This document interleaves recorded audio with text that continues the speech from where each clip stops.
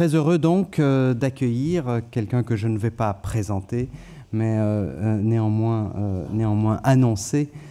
C'est le professeur Peter Sloterdijk. Peter Sloterdijk, qui est professeur de philosophie et recteur de la Hochschule für Gestaltung à Karlsruhe.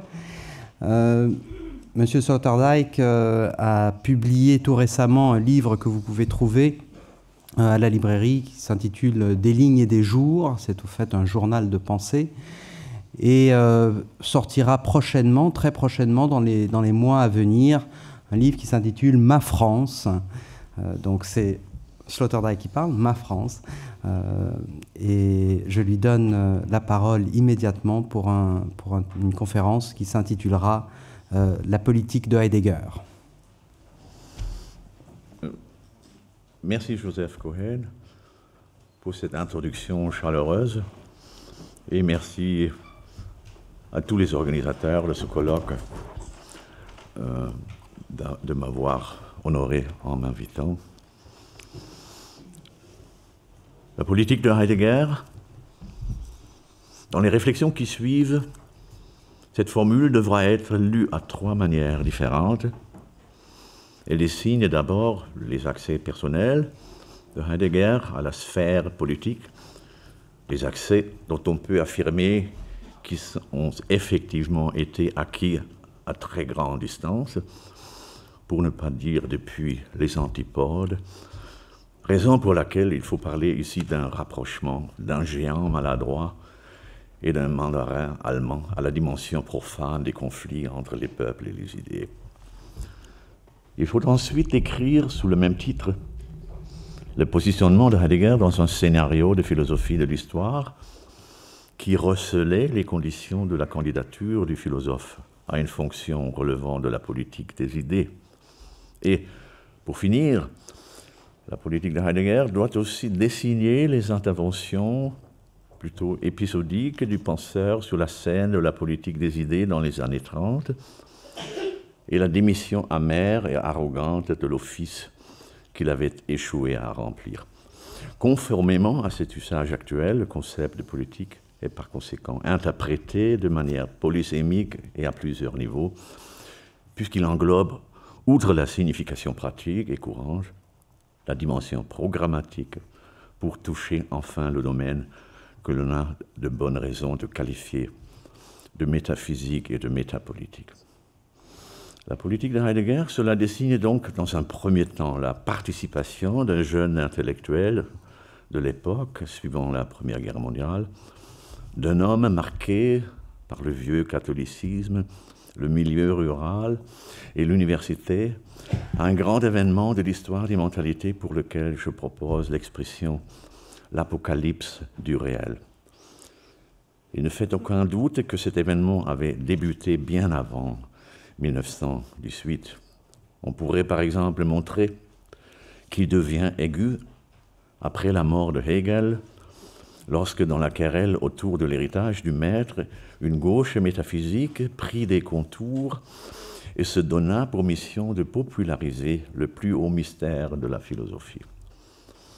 Grâce à sa propagande de non-foi, l'arcade le mieux protégé des anciens maîtres de sagesse se propagea dans le monde bourgeois. La découverte ésotérique du fait qu'il n'existe ni un Dieu, ni des dieux, et que dès lors, le monde véritable n'est d'autre que le monde réel que nous habitons, certes, mais dont nous n'avons qu'une connaissance très insuffisante, parce que notre regard, éduqué à la transcendance, glisse habituellement sans voir les puissances qui posent la réalité. Et pendant des millénaires, on a laissé le peuple et les naïfs parmi les cultivés supposer que ce monde vrai, supposé, se trouvait dans un au-delà supérieur. Mais voilà qu'avait sonné l'heure où le réel rattrapait le vrai. Dans ce contexte, les vecteurs du mouvement post-idéaliste parvinrent à mettre à l'ordre du jour un réalisme d'en bas. Les noms des quatre grands dysangélistes de l'époque, comme les appela Eugen Rosenstock-Huessy, Marx, Darwin, Nietzsche et Freud, marquent les dimensions les plus importantes de la littérature néo-réaliste, une littérature du dévoilement. Lorsque ces auteurs parle de la production matérielle, de cette animalité humaine qui continue à produire ses effets, de la volonté de puissance et des masques de la libido.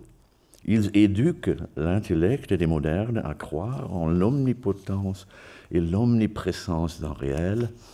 Il s'agit toujours en l'espèce d'un réel qui se construit du bas vers le haut et le fait toujours de telle sorte que les superstructures plus subtiles restent toujours dans une dépendance plus ou moins directe à l'égard des forces massives de la base. Les physiologistes, pragmatistes, économistes et anthropologues sont les maîtres de la descendance et de la rétroscendance. Ils se grisent de théories de la descendance et de la lignée, des généalogies qui nous voient descendre de troubles ancêtres et de pragmatisme qui nous font descendre de nos auteurs illusoires. L'objectif est à chaque fois d'arriver sur le sol des faits et des forces sur lesquels se fondent les pleins pouvoirs de l'ère nouvelle. Désormais, la réalité du réel sera déduite des corps, de l'argent, de la volonté de pouvoir et des mouvements de ces puissances fondamentales. On devrait peut-être faire remonter l'apocalypse du réel à une date située pendant la Révolution française, parce que, avec elle, pour la première fois, depuis la grande pause chrétienne, un pragmatisme à teinte néo-romaine est devenu ce modus vivendi dominant de l'Europe.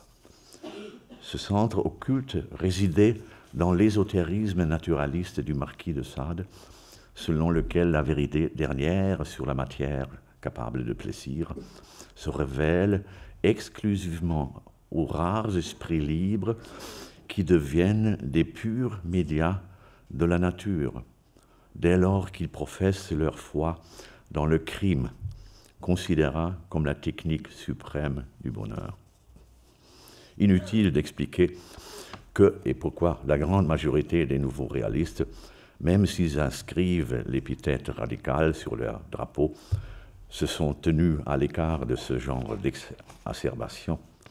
Mais ce que les rattache pourtant à de Sade, c'est l'attitude anthropologique fondamentale selon laquelle il faut aider l'homme, la créature désirante, à trouver sa satisfaction dans ce monde. Notre rôle ici n'est pas d'expliquer dans le détail comment Heidegger est entré en contact avec les courants des néo-réalistes. Nous pouvons donc prendre telle quelle la métamorphose d'un jeune scolastique en jeune radical. Il nous suffit de retenir que l'œuvre précoce de Heidegger est parcourue à partir de sa rupture avec son origine dans la philosophie des adeptes de Wolff par un pathos extrémiste, fortement idiosyncrasique et pourtant totalement conforme à l'époque. Jamais le penseur n'est plus proche du pôle générateur de son énergie conceptuelle qu'au moment où il travaille sur l'exode de la pseudo-éternité du savoir scolaire pour entrer dans la temporalité remuante du Dasein contemporain, un Dasein qui se situe entièrement sous la lumière trouble de son désarroi et de son agitation. Dans cette affaire, le penseur déploie une force d'explicitation qui constitue le meilleur témoignage de son génie. L'expression de Dasein, être là, se charge rapidement de l'oscillation d'une conscience du temps fortement actualisée. Et parce que l'existence, dans le style néo-réaliste, fait apparaître une mobilité contre-transcendante, parce que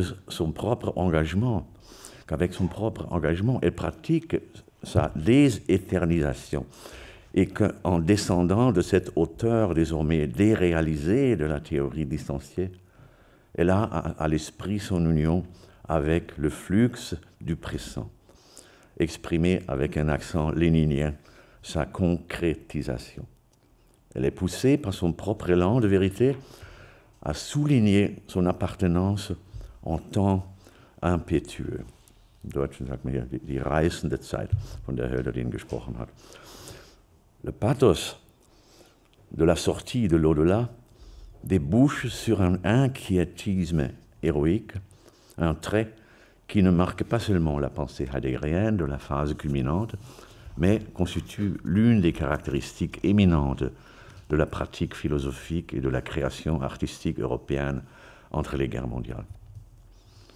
Le penseur, qui veut devenir le médiateur de sa mission d'avant-garde et se transforme en porte-voix d'une apocalypse du réel, embrasse doublement son propre temps.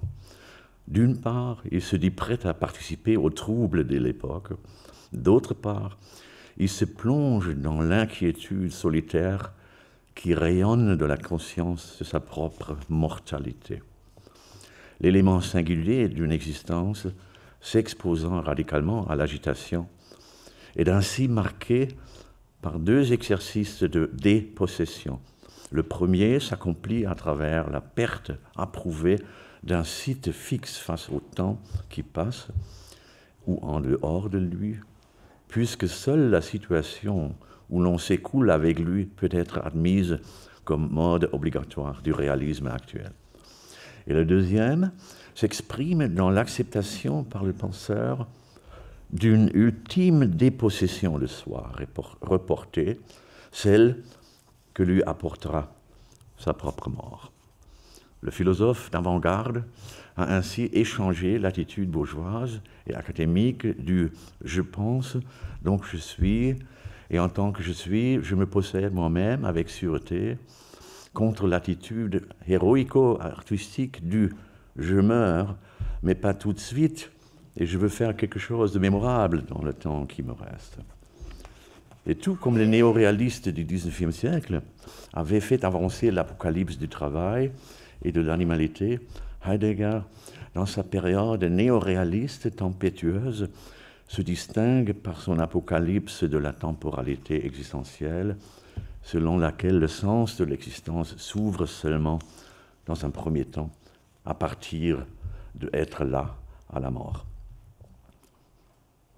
Heidegger a cependant d'emblée du mal à regrouper de manière convaincante la temporalisation individuelle de l'être à la mort avec la temporalisation collective de l'appartenance à un collectif mu par l'histoire dans le monde.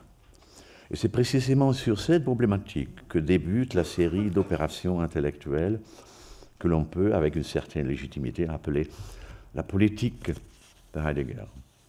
Dans celle-ci, il s'agit toujours de savoir comment moi, individu jeté dans le monde ou dans le néant, je quitte la caducité qui me pousse vers ma propre mort, comment je franchis le temps qui me sépare de la mort pour traverser vers le temps de vie et d'ouvrage d'une histoire collective et globale. Le découvreur de l'équation de l'être et du temps est forcé d'opérer une transition de ce type, parce que, naturellement, il n'a pas pu limiter à l'individu l'existentialisation du temps, la qualification extatique du temps qui passe. De ce point de vue, être étant, comme on l'a souvent remarqué, n'a qu'une fonction de préparation. Mais, à cette époque, Heidegger n'a encore que des conceptions floues sur la manière dont on pourrait penser l'intégration de l'histoire du Dasein dans une histoire de l'être, et même comment celle-ci devrait être conçue en tant que telle. Et pour mener son opération décisive, la qualification de la temporalité par l'accomplissement de soi ou le projet d'un Dasein extatique a une profondeur identique pour les processus historiques et supra-individuels. Il s'est relevé indispensable d'identifier un complexe ou un collectif dont on pourrait envisager de faire à grande échelle le vecteur de la temporalisation essentielle. Et cela devait être un collectif ou un complexe dont l'existence réelle serait une condition pour l'accomplissement d'une mission historique ayant un caractère global et que l'on ne pourrait ni déléguer ni refuser.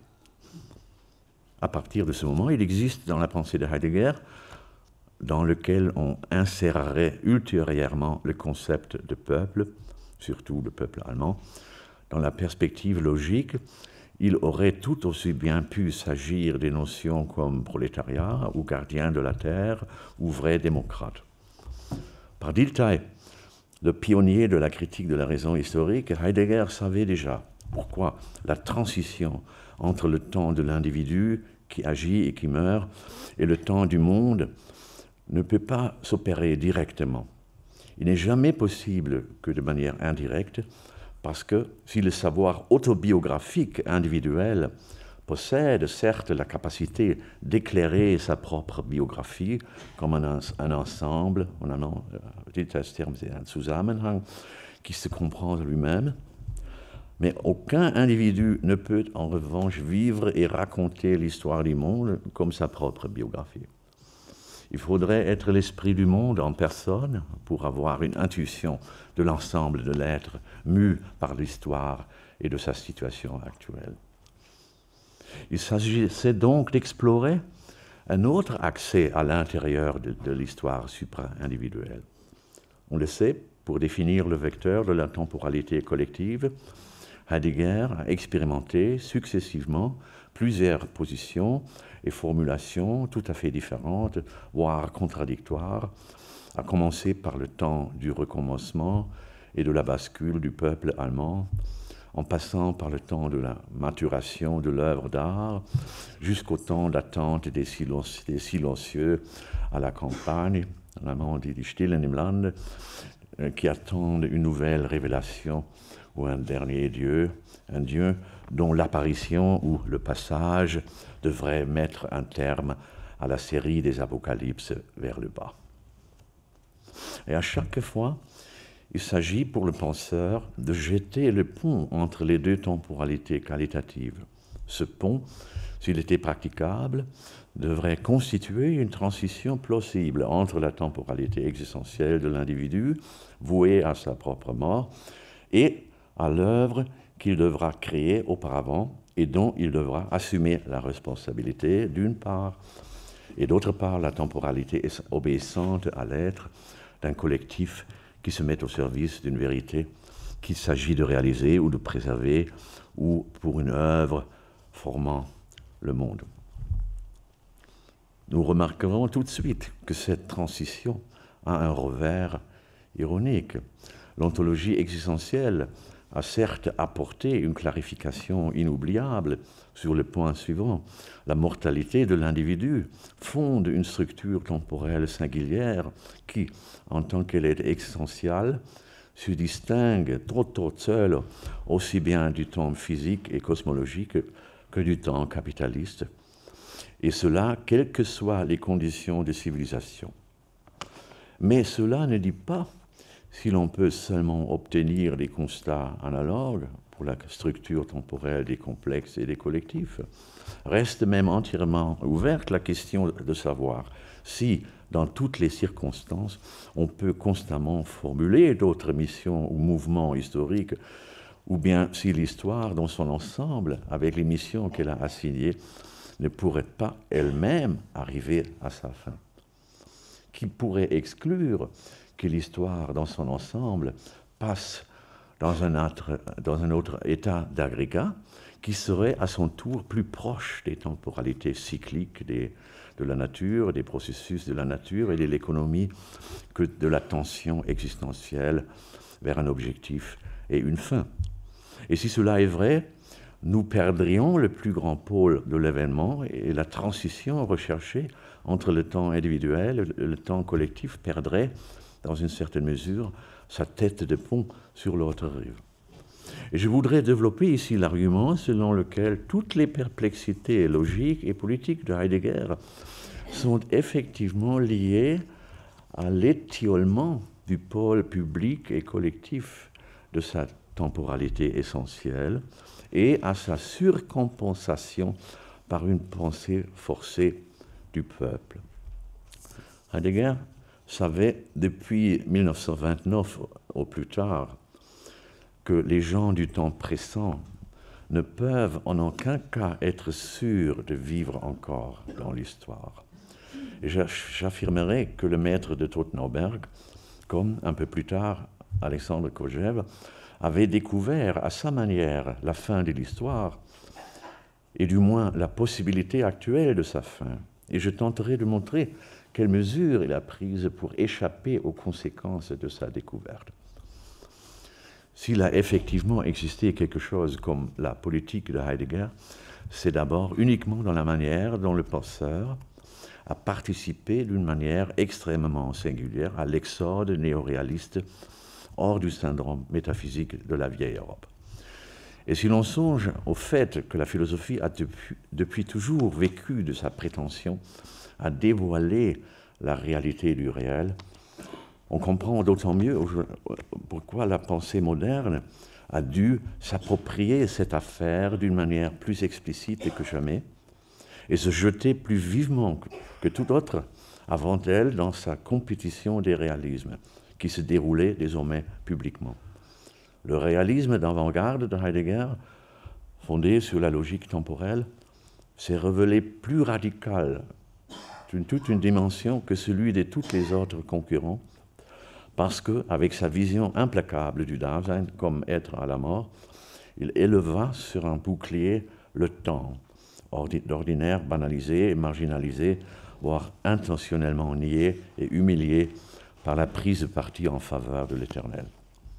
Et avec elle, c'est une émettrice souveraine des destins, une métamorphoseuse des choses qui avait pris le rôle du plus réel.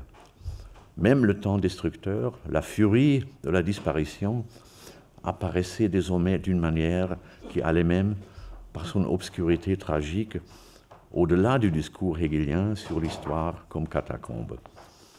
Et pour le philosophe, face à cet instant, il ne restait, dans un premier temps, que le rôle de complice héroïque, ce que signifie chez lui le Dasein résolu à être soi-même, les signes et la forme de capacité de l'être anéanti et de l'être métamorphosé par le temps et dans le temps.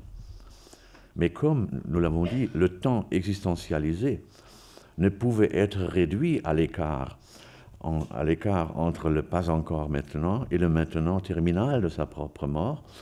Il s'agissait, pour le penseur, de reconstituer une temporalité située au-dessus de sa propre tension à la mort et intégrant celle-ci, précisément ce temps de l'histoire, dont on devait montrer qu'elle ne représente pas seulement celle qui métamorphose et détruit les individus et les générations, mais fait aussi ses preuves comme créatrice et chef de projet, mieux comme vase contenant un processus de vérité globale. Et comme nous l'avons relevé, le concept plus tardif d'histoire de l'être aidera ce desideratum à s'articuler. Vers 1928-1929, Heidegger en est au point où il peut penser avoir prolongé son travail sur la temporalisation de l'être à partir du pôle mondial, bien au-delà des conquêtes de terrain préparatrices de être et temps. Il dispose désormais d'une structure conceptuelle qui lui permettra d'articuler de manière prometteuse le Dasein dans le complexe collectif espace-temps de l'immédiate contemporanéité. Fait notable, il s'agit toujours de concepts qui servent à caractériser le séjour, une époque entre deux eaux. Ce que l'on peut dire du propre présent, c'est le vide, la nuit, l'ambiguïté, la pauvreté en événement véritable.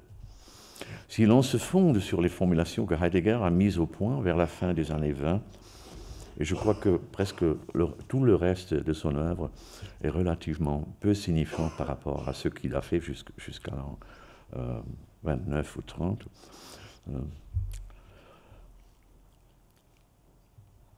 Pour caractériser le milieu collectif, il devrait passer désormais pour le véritable découvreur et auteur du théorème de la post-histoire.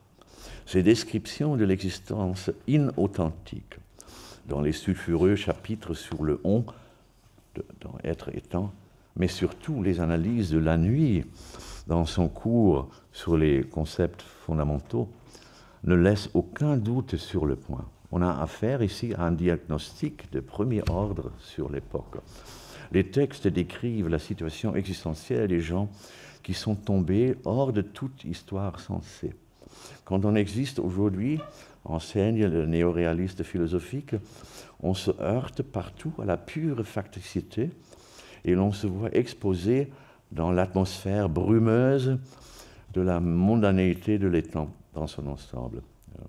Ici, Heidegger utilise un joli jeu de mots, il parle de la Diesigkeit du Dasein, mélangeant le terme aristotélien du Todeti, la chose vers laquelle on pointe du doigt, avec le mot Diesig, qui veut dire en allemand brumeux. Die Diesigkeit des Daseins. Nous pouvons nous appuyer ici sur les propos qu'a exposé Heidegger dans sa grande leçon du semestre d'hiver 29-30, sous le titre « Le concept fondamental de la métaphysique, monde, finitude, solitude ». Cette leçon constitue sans aucun doute le texte de publicité le plus fascinant que l'on ait jamais écrit depuis Boès en faveur de la philosophie. Mais elle contient aussi l'exposé le plus dissuasif des motifs pour lesquels les contemporains du conférencier ne parviendront vraisemblablement pas à s'approcher de l'entreprise pour laquelle on fait cette publicité. Le motif de la quasi-impossibilité d'entrer à partir de notre situation actuelle dans la philosophie se révèle à travers le mot de Novalis que Heidegger cite en l'approuvant. La philosophie est, à proprement parler, un mal du pays, un Heimweh, un besoin d'être partout chez soi. Un Trieb, überall zu Hause zu sein. Selon Heidegger, cette disposition instinctive fondamentale de la philosophie a subi une vive secousse parce que la marche vitale de son époque n'a d'autre intention que de produire partout de la détente et des satisfactions locales. Et de cette tendance naît l'homme du progrès, ignorant le mal du pays qui a, citation, érigé en Dieu l'image de sa propre médiocrité. Dans ces conditions, cette nouvelle introduction à la philosophie se voit condamnée à choisir un détour stratégique afin de commencer par reconstituer à l'homme l'organe de la tonalité métaphysique fondamentale en tant que telle, ce qui ne peut pas se faire sans l'envoyer dans une école préparatoire de l'étrangeté inquiétante. Cette thérapie de l'évocation constitue le deuxième chapitre de la leçon. On peut sans doute supposer qu'elle est allée jusqu'à la période précédant Noël 1929. Avec cet avant mordant, une manœuvre psychologique prend des contours auxquels la formule de la politique de Heidegger pourrait s'appliquer pour la première fois, avec une certaine légitimité, bien que l'expression « les exercices spirituels » de Heidegger soit plus appropriée. Mais si l'on voulait placer ici l'accent sur la dimension politique implicite, ou mieux pré-politique ou proto-politique de la procédure, il faudrait parler d'une politique de l'éveil, ce qui n'est cependant autorisé que si l'on lance immédiatement une mise en garde contre les suggestions d'une expression de ce type. Car ce qui doit être éveillé est le contraire d'une excitation politique. Le cri de réveil philosophique, Dasein, réveille-toi, n'a rien à voir avec les appels ordinaires à la mobilisation des potentiels nationaux, prolétariens ou cosmopolites. L'éveil de la tonalité philosophique profonde à laquelle Heidegger se consacre à partir du paragraphe 16 de sa conférence ne peut pas être, comme le dit l'orateur, une constatation révélatrice de quelque chose existant de manière latente ou manifeste, par exemple d'un ressentiment collectif ou d'une fierté nationale, mais d'un éveil de ceux qui dorment. Alors l'ironie de l'exercice apparaît dès que l'on conçoit que ceux qui portent ici le nom de dormant ou de dormeur ne représentent pas une valeur dont quiconque pourrait avoir intérêt à se l'approprier, c'est plutôt un profond malaise. L'éveil à celui-ci n'est pas pensable sans un appel à la bravoure de celui qui s'éveille. Éveiller, dit Heidegger, c'est actualiser quelque chose dans la mesure où nous faisons venir au premier plan quelque chose qui peut se trouver là et pourtant n'être pas là. On voit à quel point l'orateur est conscient du fait que l'éveil est lié à une création collective. Et eo ipso à une procédure protopolitique, l'usage prudent qui fait du pronom « nous » utilisé comme sujet ou complément du sujet direct. Question posée par Heidegger. Quelle tonalité profonde devons-nous éveiller ou laisser s'éveiller en nous? Une tonalité qui nous donne le ton de fond en comble. Qui sommes-nous donc? Comment nous pensons-nous lorsque nous disons en ce moment « nous » ? Parlons-nous de nous-mêmes comme universitaires, comme agents de l'histoire de l'esprit, comme personnes touchées par des événements allemands, occidentaux, européens au sens large? Heidegger sait manifestement, à partir de cet instant, que la philosophie devra prendre désormais la forme d'une analyse de la situation. En anglais, on parlerait d'un briefing. Et si nous écoutons la tonalité profonde, authentique de notre temps, dans notre propre Dasein, nous nous ennuyons profondément de nous-mêmes et des circonstances. Le trait fondamental du temps, celui qui nous imprègne de la manière la plus fondamentale, c'est l'absence de toute orientation qui fasse obligation. Paradoxalement, nous sommes saisis par le fait que tout ce qui tend ses serres vers nous ne nous saisit pas réellement. L'éveil à l'état d'ennui signifie comprendre le non-saisissement en tant que tel. Selon Heidegger, nous vivons en un temps dépourvu d'évidence, c'est-à-dire sans mission obligatoire. La flèche de l'histoire est en quelque sorte passée à côté de sa cible et a disparu dans la brume post-historique. Ce qui reste, c'est un mélange confus d'excitation et d'indifférence.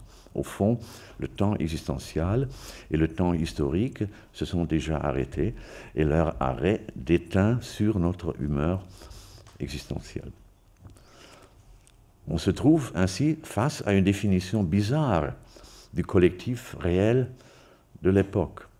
Celui-ci est dans un premier temps exclusivement constitué par les rares contemporains sincères et courageux qui donnent au profond ennui en nous l'occasion d'accéder à la surface de la conscience. Et c'est un ennui qui est en nous depuis très longtemps, même si c'est d'une manière non spécifique. Le collectif de héros de l'ennui, le psychagogue qu'est Heidegger, ne peut au début l'évoquer que par le biais d'une question lyrique. Citation: en définitive, sommes-nous tels qu'un ennui profond s'étend sans fin comme un brouillard silencieux dans les abysses du Dasein? En d'autres termes, ne sommes-nous pas en définitive ceux qui ne sont que retenus, hingehalten, et finalement laissés vides par tout ce qui se passe avec nous et à travers nous? Ne sommes-nous pas ceux qui se sentent condamnés à passer le temps dès lors qu'on ne voit aucun projet à la ronde qui nous assaille, nous emporte et engage simplement? On pose de telles questions pour y répondre par l'affirmative, même si l'on spécule par la suite sur un deuxième souffle ontologique dont l'intervention reléguera ces concessions au rang d'exercice préliminaire pour des engagements positifs. En y répondant positivement, nous prêtons assistance de facto au collectif essentiel, pas encore regroupé de notre époque, constitué par le groupe de ceux pour lesquels un saisissement effectif par une nécessité impérative n'est pas d'actualité. Les Allemands, estiment-ils, sont les seuls à sentir ce qui leur manque, à eux et au monde dans son ensemble. Et pour la première fois, nous pouvons dire « nous » lorsque nous nous comptons dans le collectif de ceux qui, essentiellement et en toute connaissance de cause, ne sont pas saisis. Nous nous retrouvons dans le brouillard silencieux pour notre assemblée constitutive. L'avant-garde historique est composée de ceux qui sont suffisamment authentiques pour s'avouer les uns aux autres que l'histoire ne leur dit plus rien. Et ainsi, pour la première fois, on semble avoir réussi à construire le pont entre la temporalité existentielle de l'individu mortel et la temporalité historique d'un collectif ayant la même tonalité. L'individu résolu à assumer sa propre existence, qui maintient éveillé en lui son cogito du je meurs, peut désormais se rassembler avec les autres pour former son collectif authentique, si reconnaissant désormais comme associés sont ceux qui sont éveillés à la tonalité de leur existence mortellement ennuyeuse, ou mieux, qui se sont exposés à cette étrange exigence, citation de Heidegger, presque folle. Exigence presque folle, tu dois te compter à un collectif des ennuyeux. Il n'y a pas de peuple à ce moment. Il y a un collectif authentique, c'est le collectif de ceux qui s'ennuient mortellement. On ne parle pas de peuple. Tout ça, ce sont des fabrications ultérieures. Mais au moment où Heidegger a encore pensé, il parle un discours complètement différé. Ne pas laisser s'endormir la nuit.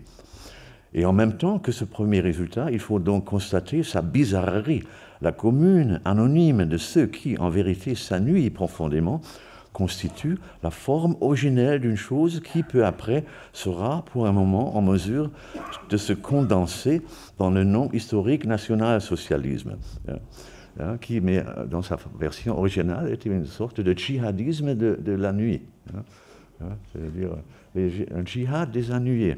Le collectif authentique, selon l'analyse originale et profonde du premier Heidegger.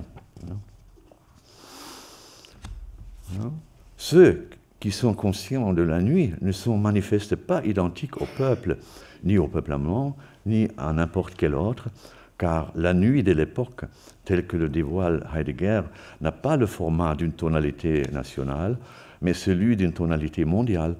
Un peuple doté d'un talent pour la philosophie, comme le peuple allemand et le peuple russe, pourrait cependant être plus doué pour la sensation de la nuit, plus que d'un autre. Mais les vecteurs constituent une avant-garde authentique dans la mesure où ils sont appelés à avancer l'inhabituel. On reconnaît au plus l'inhabituel, le fait de n'être plus relié à la grande histoire que dans la mesure où nous sentons que l'histoire ne nous dit plus rien. Et c'est précisément cela qu'implique l'exercice consistant à adapter, à ménager la profonde appartenance de l'individu à une actualité plus large en fonction des caractéristiques de la non-persuasion et du non-saisissement. Et tout indique qu'ici, on a constitué une avant-garde de l'être arrivé au bout avec l'histoire, mais une avant-garde instable qui, compte tenu du caractère intenable de sa position, était condamnée à retomber dans une manière de continuer avec l'histoire. Et on dessine ici une forme fondamentale de l'existence postmoderne. De l'absurdité ennuyeuse doit naître une fuite en avant dans la mission déterminée, une mission fictive. Et après ce qui a été dit, on peut mesurer le caractère inhabituel de la question consistant à savoir ce qui s'est passé lorsque cette internationale d'avant-garde quasi métaphysique de l'être laissé vide a pris, peu de temps après, les traits d'un mouvement national représenté au Reichstag de Berlin sous le masque d'un parti autorisé, diffusant un bruit martial, amalgamant par la rhétorique le national-populisme et le socialisme. Nous allons voir à présent comment les êtres profondément ennuyés de l'an 1930 a pu devenir une révolution prétendument allemande, ces nationaux révolutionnaires de l'an 1933, sur les slogans duquel le philosophe commença à projeter ses conceptions peu après l'achèvement de sa leçon. Et je reprends ici la thèse exposée ci-dessus selon laquelle Heidegger pourrait être considéré comme le véritable fondateur du théorème de la post-histoire. Heidegger étant réputé être ontologiste de l'historicité, cette affirmation est suffisamment déconcertante pour mériter quelques commentaires. Ceux-ci auront à montrer sous quelles prémices on peut seulement penser la possibilité de mettre un terme à l'histoire et comment entre en jeu ici la différence entre la fin et l'objectif. Au concept d'un temps après l'histoire s'associe dans un premier temps l'idée théologique selon laquelle Dieu va un jour rappeler à lui le monde créé et ipso jeté dans le temps, et ce à un moment incompréhensible pour les humains où il en aura fini avec lui. Mais si l'on transpose ces conceptions dans le cadre d'une logique intramondiale, on doit supposer que l'histoire dans son ensemble va vers une fin, ou pour s'exprimer plus prudemment, vers une zone d'estuaire dans laquelle le processus historique, on a pour ainsi dire fini avec soi-même. Il ne pourrait arriver à un point de ce type que si les énergies qui le poussaient jusque-là en avant s'étaient consommées ou si les conflits qui le dynamisaient jusqu'alors s'étaient apaisés. Contrairement à la conclusion transcendante opérée par Dieu, une telle fin serait concevable et constatable par l'être humain. Et on le sait, les idées de ce type ont surtout été discutées auparavant dans les traditions hegeliennes. Dans ce cadre, on a pu évoquer comme critère possible de l'entrée dans la post-histoire la création de l'état de droit universel au cours de l'ère napoléonienne, l'extinction des luttes des classes à la suite de la Révolution russe, ou la satisfaction de la quête humaine de reconnaissance, ou bien sa miniaturisation hédoniste dans les systèmes de consommation libérale.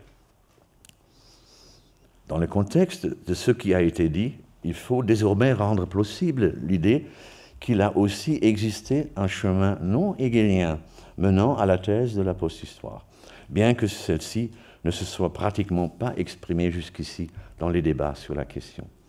Dans notre interprétation, Heidegger, compte tenu des fortes intuitions qui animaient son diagnostic sur l'époque, a suivi ce chemin alternatif pour décréter la fin de l'histoire avant d'en diverger sous la pression de son impératif néo-héroïque et de se consacrer de nouveau à la production ou au laisser-faire d'actes, d'œuvres et d'événements de l'histoire du monde censés d'être décisifs. Si l'on cherche le véritable aïeul de la théorie non hegelienne, temporairement soutenue par Heidegger, de la fin de l'histoire,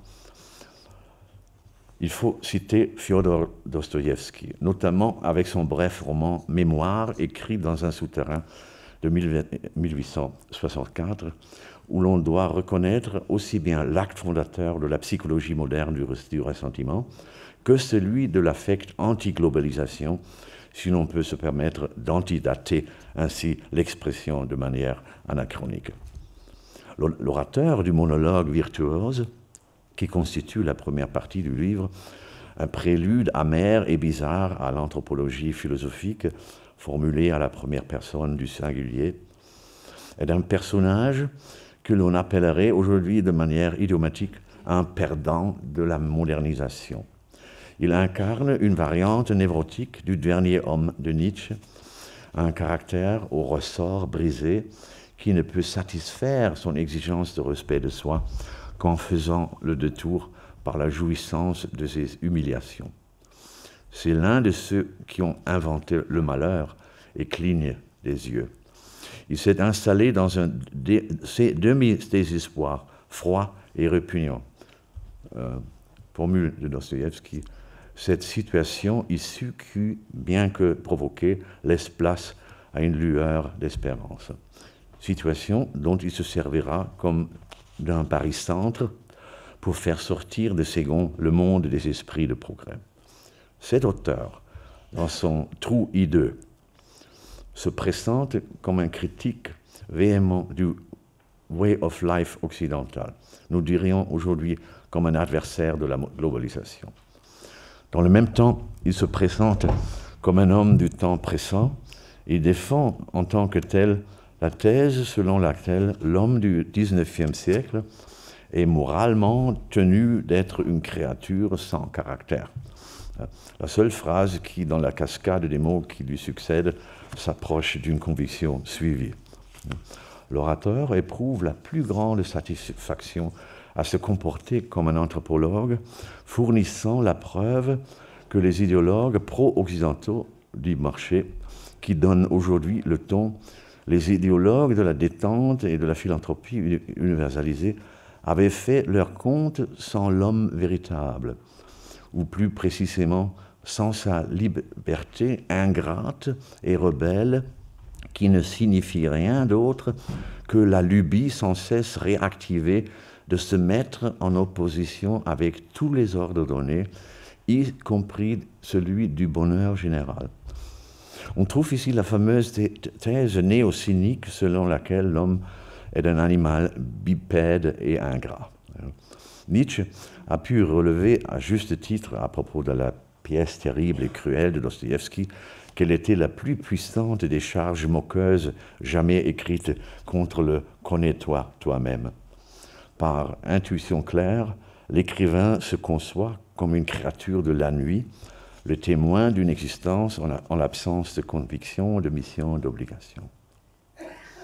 Et avant que nous expliquions dans quelle mesure Heidegger va, 65 ans plus tard, se livrer à des réflexions très apparentées, quoique avec des pointes déplacées et des centres de gravité relevés dans le domaine de la métaphysique historique, il faut rappeler un deuxième penseur d'origine russe dont l'œuvre est indissociablement liée au motif de la fin de l'histoire. Au début des années 30, au plus tard, Heidegger, quelques années seulement après l'avancée de Heidegger, dans la tonalité de la nuit post-historique, Alexandre Kojève avait tiré de ses études hegeliennes la conclusion que l'histoire de l'humanité était effectivement arrivée à une conclusion objective. Kojève partageait avec Dostoïevski la perspective anthropologique sous laquelle l'existence humaine se présente comme une série de combats nécessairement provoqués par la quête de satisfaction de son besoin de reconnaissance. Mais alors que le romancier interprète la satisfaction à la lumière de sa théorie religieuse de la liberté comme une jouissance narcissique de la rébellion qui, par nature, se poursuit toujours et ne mène nulle part. Kojève interprète la satisfaction comme l'objectif atteignable des combats pour la reconnaissance par l'autre.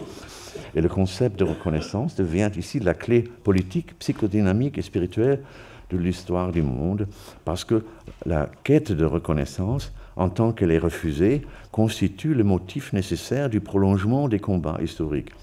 Mais en tant qu'elle est satisfaite, contient le motif suffisant de la fin des combats et par là même la conclusion de l'histoire. L'assouvissement ou le non-assouvissement de l'exigence qu'a l'homme d'être reconnu comme sujet libre et source souveraine de négativité détermine la différence entre la conscience heureuse et la conscience malheureuse. Le mouvement historique se résume par conséquent dans des conflits nécessaires et productifs au cours desquels la conscience malheureuse se défait en tant qu'elle se transforme en conscience heureuse. Et pour ce drame, Kojève n'envisage que deux partenaires de conflit comme agents de l'histoire du monde, les personnages du maître et du valet, que nous connaissons pour les avoir vus dans la phénoménologie de l'esprit de Hegel. Les positions de base dans le combat qui se livrent mutuellement forment la substance de cette histoire entièrement anthropologisée. En partant d'un duel primitif, fictionnel, dans lesquels deux libertés ou deux fiertés se télescopent comme figure de la fierté surréelle, le champ humain se scinde en vainqueurs et vaincus, les premiers gagnant le rôle du seigneur, tandis que les autres se retrouvent dans la position du valet qui devra désormais assurer les bases matérielles de la liberté du seigneur. Et ainsi débute l'ère du travail, sous sa forme hétéronome, et des combats contre cette même hétéronomie. Et c'est aussi la période où la conscience malheureuse s'installe dans les deux camps. Le seigneur reste insatisfait dans son exigence de reconnaissance parce que le valet ne peut pas servir au maître de source de reconnaissance sur un pied d'égalité, alors que le valet, du fait même de sa servitude, est condamné à l'insatisfaction ou à un succédané de satisfaction dans la religion. Dans cette description d'un combat, tout dépendra de la dernière position. Celle-ci est caractérisée par le fait que le valet, du point de vue historique du tiers-état, s'empare du travail qu'il accomplit jusqu'à ce qu'il tienne en main les moyens d'une rébellion réussie contre le maître. Et le système de ces moyens est codifié dans l'état de droit civil, et dès que cet état aurait atteint son format universel, l'histoire, comme séquence des combats pour la reconnaissance, serait parvenue à sa fin imminente.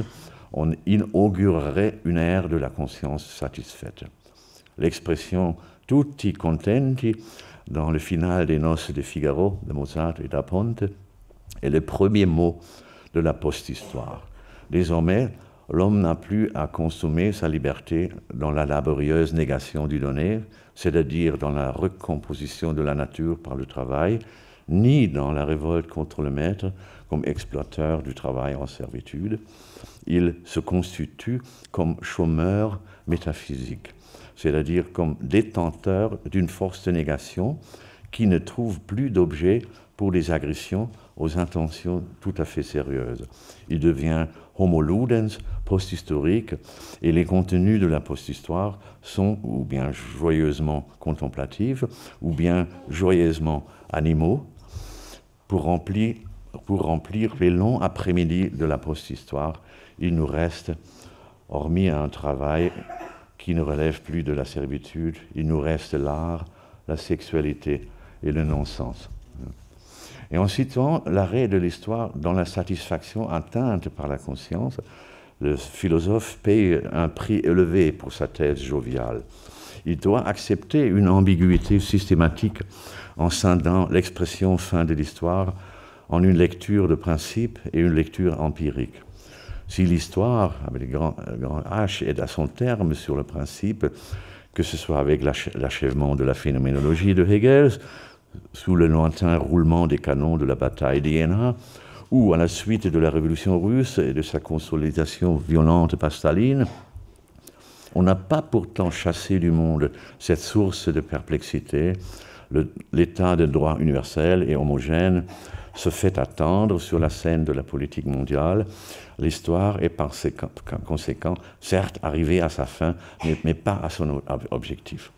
En réalité, Kojève ne peut donc pas aller au-delà d'une semi-post-histoire dans laquelle il reste encore quelque chose à faire empiriquement, bien que tout soit déjà fait sur le principe.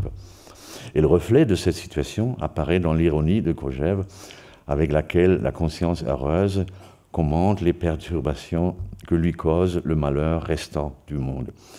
Et l'ironie philosophique, qui est ni socratique, ni romantique, mais post-historique, dicte le recours au concept du sage qui permet de relégitimer de manière provocatrice sur le sol moderne la division antique et fataliste du collectif humain entre porteurs et non-porteurs du savoir. Et c'est seulement dans l'état universel réel que l'ironie du sage se transformerait en humour, et si la fin et l'objectif coïncidaient, le sarcasme d'avant-garde qui trahit les éléments d'impatience à l'égard des retardés se dissoudrait en une pure contemplation et une rétrospection bienveillante. Il faut, pour finir, montrer très rapidement comment la gravité de Heidegger constitue un programme contrastant avec l'ironie de Kojève, dans la mesure où il prend, sur une ligne renvoyant à Dostoïevski, une théorie non hegelienne de la fin de l'histoire. De fait, Heidegger adopte une position qui s'approche sous bien des aspects à celle de l'homme dans son souterrain. Le phénoménologue de l'existence inauthentique et de l'ennui profond est lui aussi, dans une certaine mesure, un observateur du palais de cristal, même s'il n'en donne pas le nom et se contente de le décrire indirectement sous des expressions comme fonctionnement creux, médiocrité, non-spécificité, ambiguïté, technique, etc. Plus tard, dans les cahiers noirs, il choisit surtout pour ce symbole l'expression Machenschaft, la machination, ou les manigances. Mais lui aussi est convaincu du fait que les formes de vie du monde technique, analgésique et orienté vers le bonheur mettent en jachère le potentiel métaphysique de l'homme, pour parler de manière mièvre. Mais contrairement à l'ironie hegelienne, Heidegger ne peut s'accommoder d'une politique de la réanimalisation joyeuse de l'homme et de son lâcher dans le divertissement. Cela tient à une interprétation de la satisfaction qui permet à Heidegger de dépasser Dostoïevski et Kojève. Pour lui, la satisfaction ne peut se conquérir que dans le cadre d'une métaphysique de la vocation ou d'une ontologie médiale dans laquelle le Dasein se conçoit comme étant utilisé par l'être lui-même.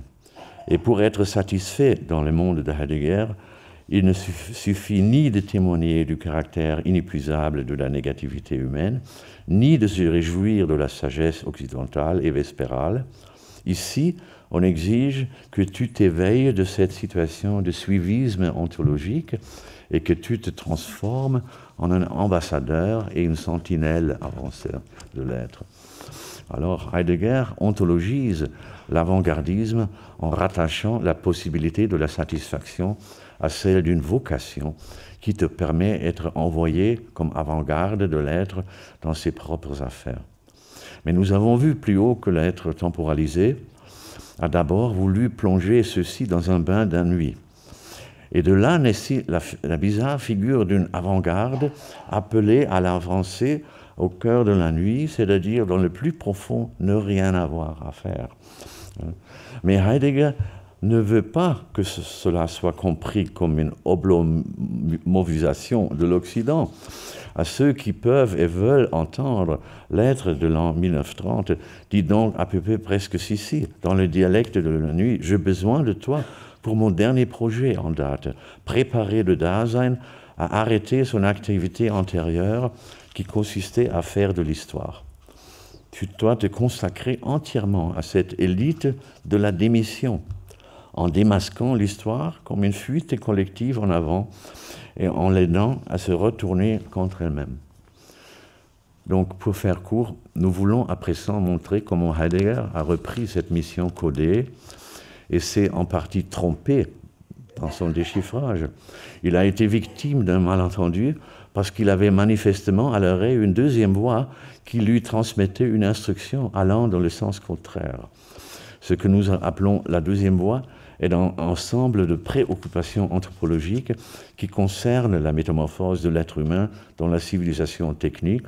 On peut observer son déploiement dans la théorie anthropologique de Arnold Gehlen, qui ne s'est articulée qu'un peu plus tard.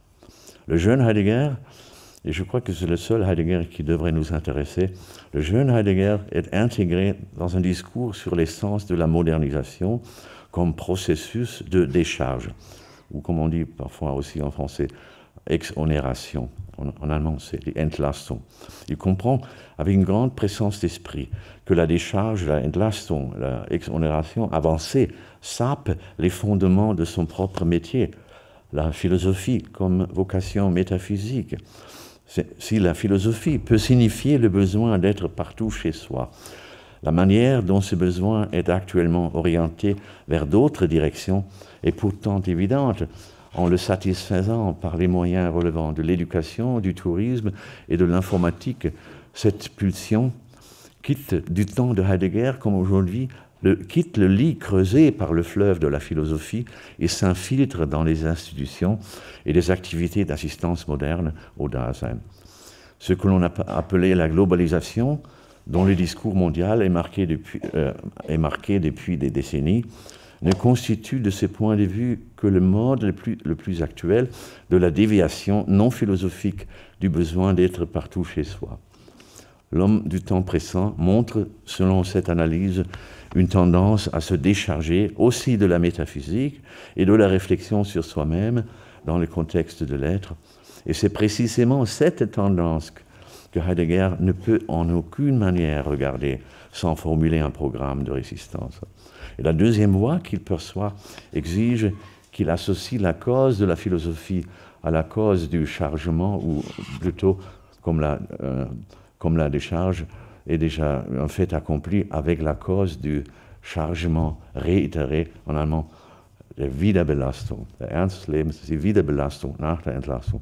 Et c'est aussi pour cette raison que la répétition est l'âme de la pensée.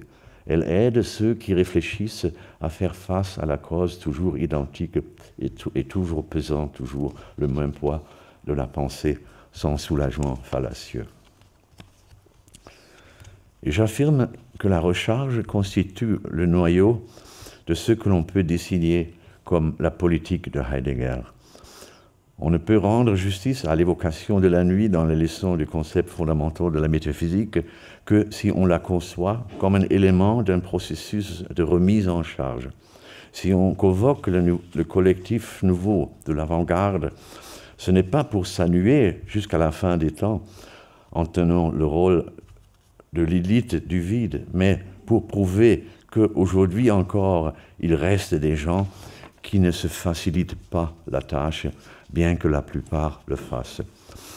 Et comme la folie de l'ouverture à la vérité de la tonalité du temps présent est le plus difficile de ce que l'on puisse exiger des hommes contemporains, le chemin menant à notre propre époque passe pour nous, encore le nous authentique du jeune Heidegger, par cette mise à l'épreuve.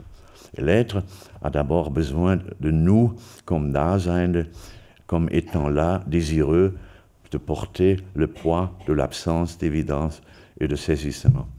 Et la récompense de cet état de fait doit apparaître dans la mesure où le sens du mal du pays qui nous fait regretter l'être oublié s'éveille en nous, encore en nous. Mais parce que notre temps actuel n'est manifestement pas en mesure de formuler une mission en expression positive, le projet historique qui pourrait nous saisir ne peut plus venir vers nous que depuis un futur encore voilé. Je pense que je vais m'arrêter là. Il me reste quelques pages extrêmement intéressantes. Mais laissez-moi lire un petit chapitre où je fais mention des sottises antisémites de Heidegger dans les cahiers noirs.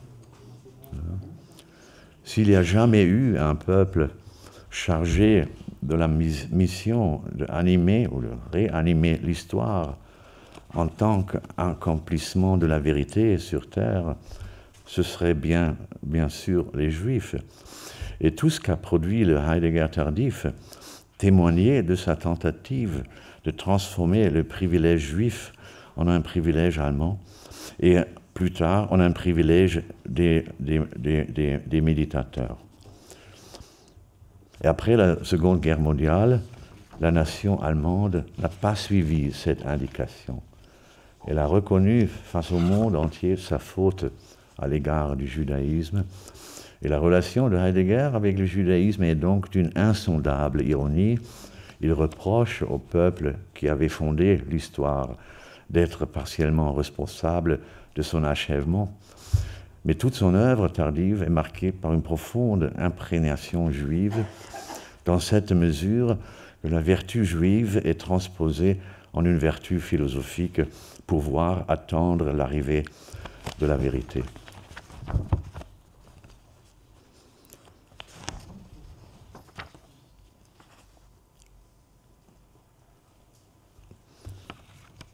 Quand nous qualifions d'anthropocène le monde d'aujourd'hui, nous parlons un autre langage que celui qu'a développé Heidegger pour exprimer son souci de vérité dans l'histoire de l'être.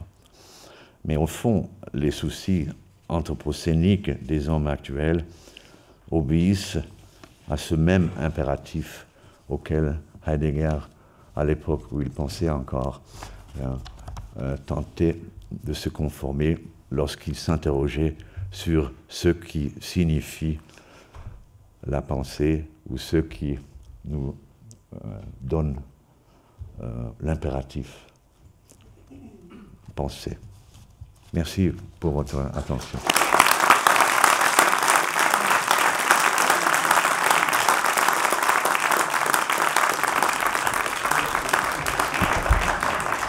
Merci beaucoup, Peter Sloterdijk, pour cette conférence. On a 10-12 minutes pour des questions, si jamais il y en a. Il y a un micro-baladeur.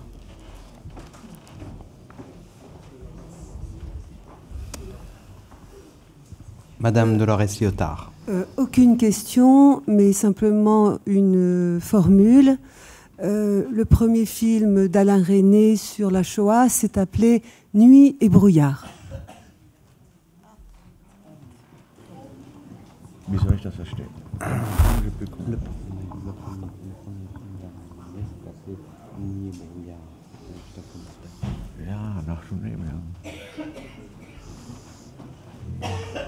Y a-t-il d'autres questions ou commentaires? Monsieur, attendez le micro.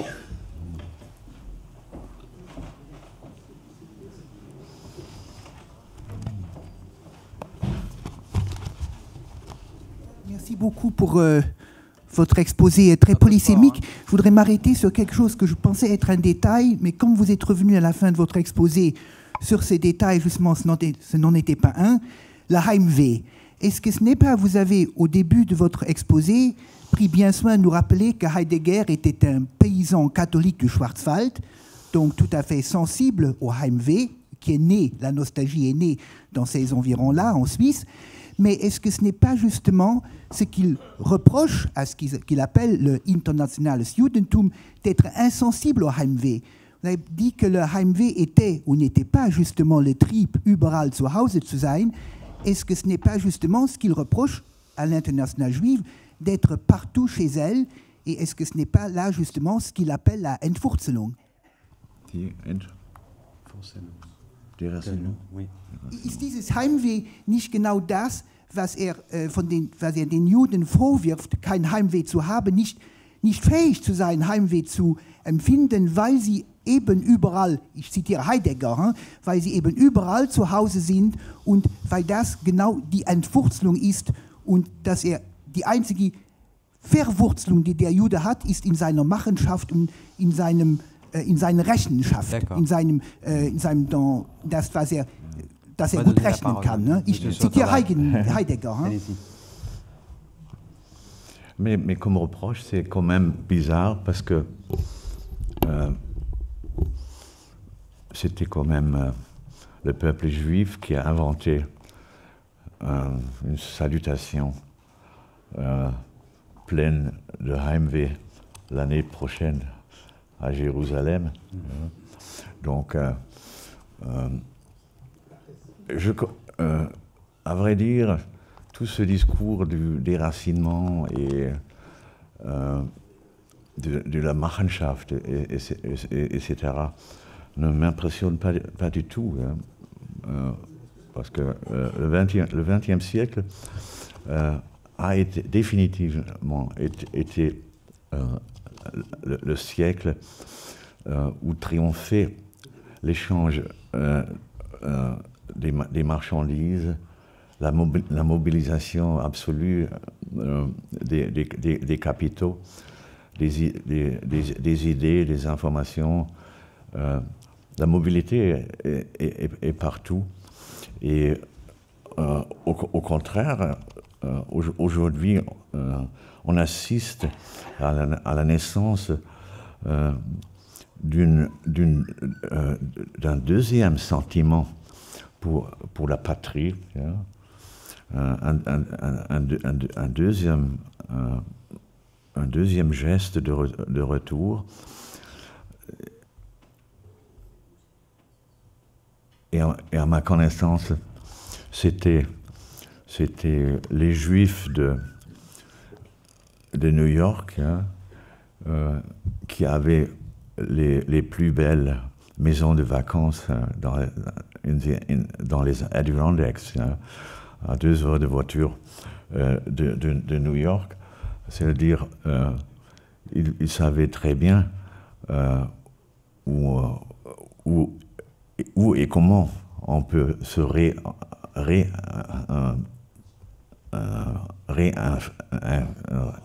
réenraciner.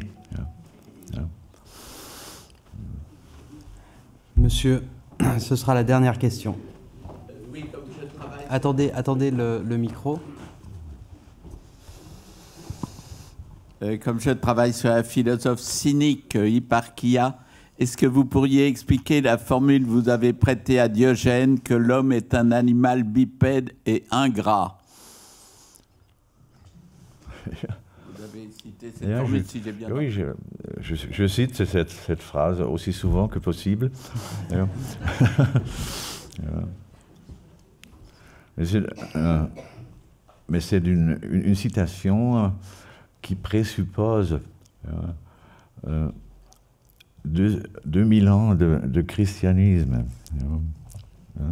Dostoïevski résume toute la spiritualité russe accumulée à travers les siècles pour décrire l'être humain comme une créature essentiellement ingrate.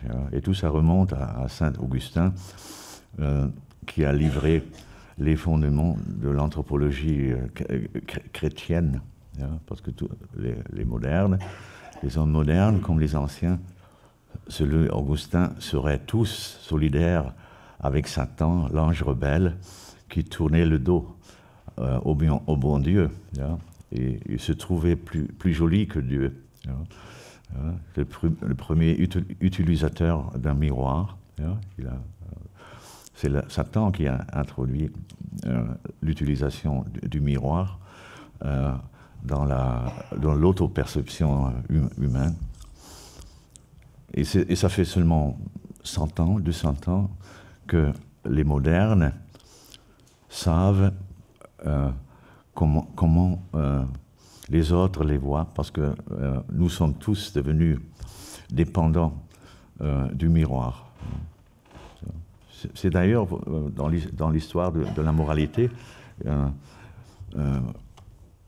événement incisif, parce que depuis le moment où les hommes ont compris comment les autres les regardent, et depuis le moment où ils se reflètent dans les miroirs, la dimension morale de la religion est devenue presque superflue, parce que la morale avait pour tâche de rendre les hommes humbles. Et pour 9/10 de l'humanité, ça fait aujourd'hui le miroir. Mais seulement les jolis, les beaux et les arrogants. C'est donc un reste de notre préhistoire morale. Et pour mieux comprendre ce genre de gens, il vaut toujours la peine de relire Augustin. Et je remercie encore très vivement Peter Sloterdijk pour cette conférence de clôture.